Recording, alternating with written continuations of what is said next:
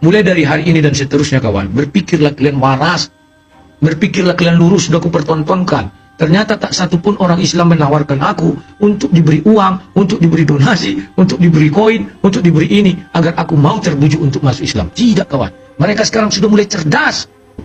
Gak seperti Oten, makin on. Yang dulunya cerdas zaman-zaman aku, sekarang makin on. Coba lah nanti ada pancing kalau nggak percaya kalian, masuk ke room Kristen terus jadi, bang aku mau masuk Kristen lah bang. Aku lihat pengajaran abang bagus gini-gini, tapi gimana lah bangnya, aku terbatas. Oh tenang kau, nanti ada yang menghubungi, pasti ada itu. Dan WA pertama orang itu, abang tinggal di mana? Kami bisa membantu. Apa mau yang saya bantu? Ini itu ini. Makanya kadang jadi sasaran empuk kawan. Oke, dikasih ini, habis lari. Kasih ini, habis lari. Paham ya? Oke lah kawan-kawan, karena sudah sampai 2 jam kita ini, dan saya cukupkan dulu sekian ya. Lebih dan kurang mohon maaf. Dan ini adalah fakta yang harus kita dengarkan, dan memang agak menyakitkan bagi orang Kristen. Tapi itulah fakta yang tidak bisa kalian tolak. Mengenai, kan saya bertanya, jika saya mualaf, biarlah urusan itu urusan daripada Allah SWT yang dikatakan membolak-balik hati. Jangan kalian paksa. Paham ya? Kalau ada orang menjadi mualaf itu karena Allah yang membolak-balikkan hati. Dan sudah dibilang tadi, untuk memasuk Islam tidak ada paksaan. Untuk keluar, tunggu dulu. Nantilah, masuk aja dulu kita pikirkan ya. Oke, sekian dan terima kasih. Assalamualaikum warahmatullahi wabarakatuh. Apa kabar Covizen semuanya? Semoga kita selalu dalam lindungan Allah Subhanahu wa taala. Covizen semuanya, Rudy Yohanes. Dari dulu saya cukup respect dengan dia. Dari zaman dulu masih saya mengelola Cov Media Channel.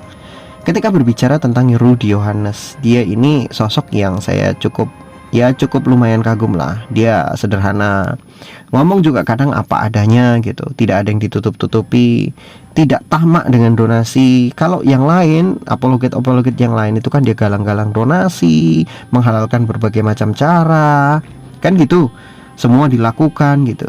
Rudy Yohanes tuh dulu yang saya ingat, dia pernah nyepil isi di rumahnya dia itu, dia pernah buka-buka di belakang rumahnya, kemudian nyepil ya masakan apa. Ketika dia buka ya tempat dia makan itu ada gorengan, itu ada bakwan dan sebagainya. Sederhana banget itu. Padahal kalau dia mau galang donasi pada masa itu banyak banget sebetulnya mau donasi-donasian. Cuman dia cukup idealis, dia nggak mau melakukan seperti itu. Nah itu dari dulu saya cukup respect sama dia. Ya meskipun kadang-kadang juga ngaco juga dia. Tapi perkataan yang baru saja dikatakan oleh si Rudy Yohanes, bahwa orang Islam itu ketika ngajak orang lain, orang dari agama lain masuk Islam, nggak pernah menjanjikan harta, nggak pernah menjanjikan uang, nggak pernah menjanjikan donasi, nggak pernah. Yang dijanjikan oleh umat Islam kepada mereka adalah akal logika yang sehat, waras, nyembah Tuhan yang benar-benar Tuhan gitu.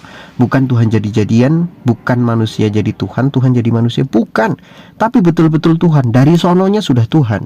Memang dialah yang Tuhan, satu-satunya Tuhan, yang gak ada Tuhan yang lain, Allah Subhanahu wa taala. Hanya itu logika yang ditanamkan oleh umat Islam mengajak orang lain untuk masuk Islam. Jadi gak ada, kamu nanti kalau masuk Islam kami kasih donasi, gak ada.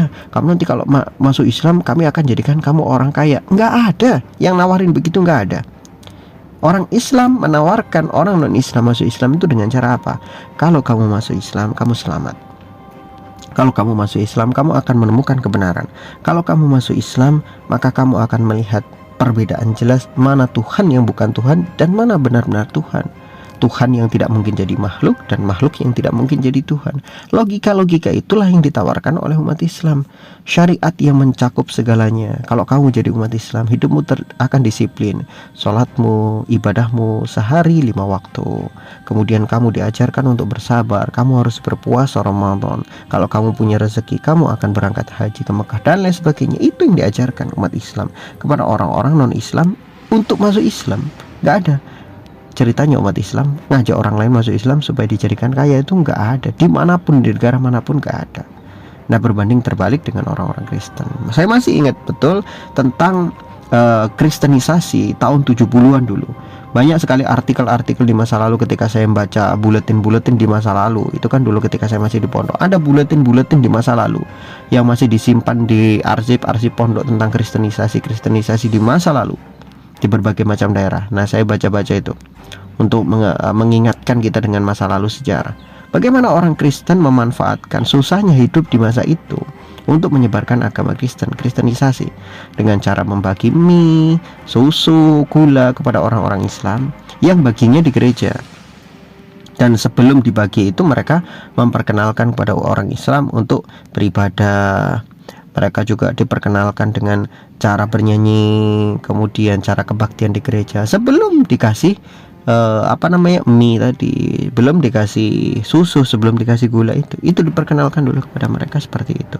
Caranya adalah mengajak mereka untuk beribadah dulu kepada Yesus, kata mereka, diajak ibadah seperti orang Kristen, baru dibagi-bagi sembako, baru dikasih bantuan.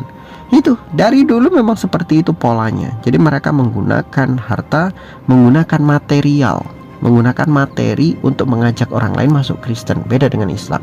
Islam menggunakan akal logika, mengajak orang lain untuk berpikir bahwa Tuhan itu adalah Allah Subhanahu wa taala dengan berbagai macam buktinya. Inilah perbedaan antara Islam dan Kristen, bagaimana mereka disebarkan. Wallahu a'lam bishawab. Semoga bermanfaat.